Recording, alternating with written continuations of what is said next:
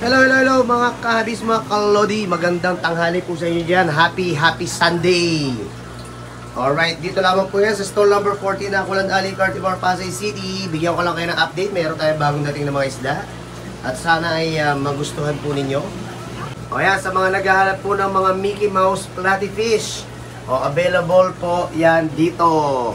Kanina lang dumating. So ang Mickey Mouse Platy natin ay sumusukat lamang po siya ng nasa 1 inch lamang po. Ang iba ay mas mahigit sa 1 inch.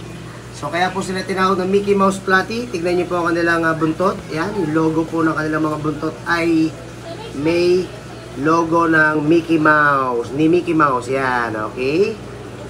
Alright. So ano to community fish po ito.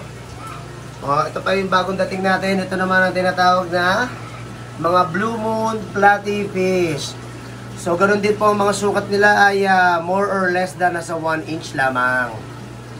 Ayan sila Sa mga naghahanap ng Blue Moon Platy Fish yan, napakarami pong available dito sa ating shop. FCCP, bossing.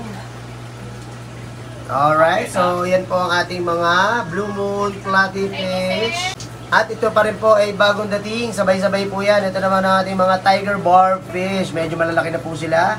So sukat po nila ay I think less than 1.5 inches. Yan. Yan ang ating mga regular or ordinary mga Tiger Barb Fish. Okay, so sa mga naghahanap ng Tiger Barb Fish at itong itong tinatawag natin Blue Moon Platy at ito ang mga Mickey Mouse Platy. Ayan, available po yan dito sa ating stall number 14 Kulan Ali, Cartibor, Pasay City. At ito pa po yung bagong dating natin, ang tinatawag natin Malaysian 7 Swordtail Fish. So ito po ang mga female, ang mga male.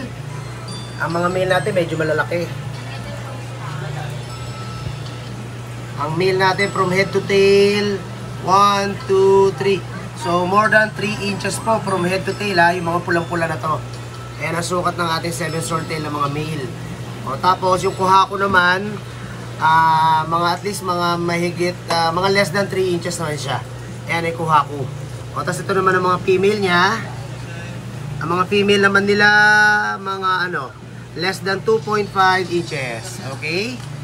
Alright. Ayan, hello, kumusta po?